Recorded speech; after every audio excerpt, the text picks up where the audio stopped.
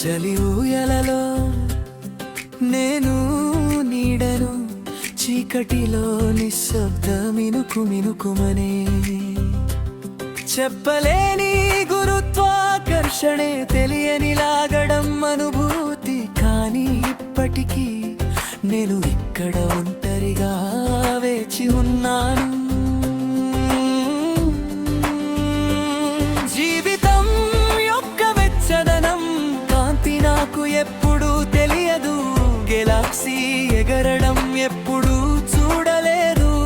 1000 సంవత్సరాలు నిశ్శబ్దంగా నెమ్మదిగా క్షీణించి, కానీ నా క్షణం అది ఒక రోజు వస్తుంది.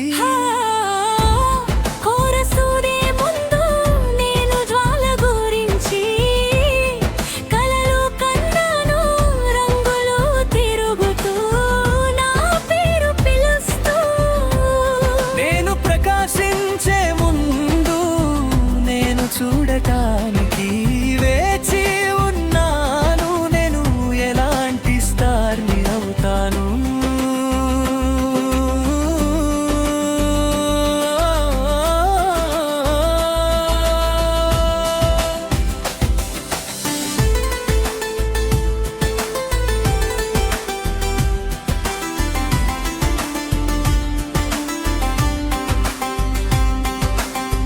నల్లదనం నా చుట్టూ పెంకులా చుట్టుకుంటుంది.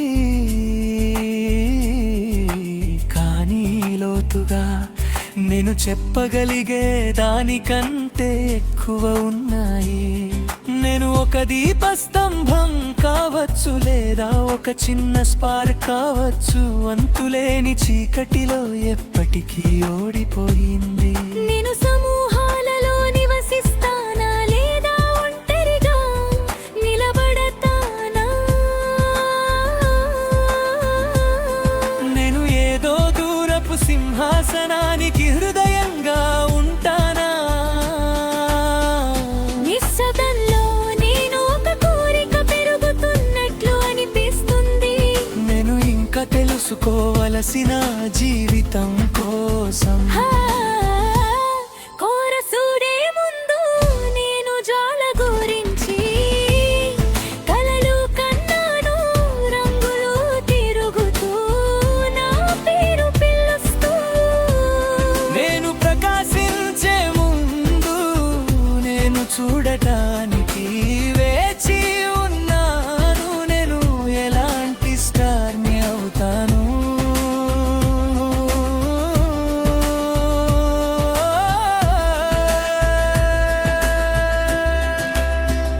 నేను ప్రారంభించడానికి ముందే నేను కూలిపోవచ్చు, లేదా కోపంతో మండుతున్న హృదయంతో మండి నేను కనిపించని లోకాలకు మార్గాన్ని వెలిగిస్తానా?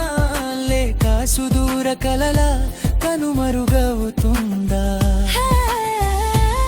కోరసే ముందు నేను జ్వాల గురించి కలలు కన్నాను.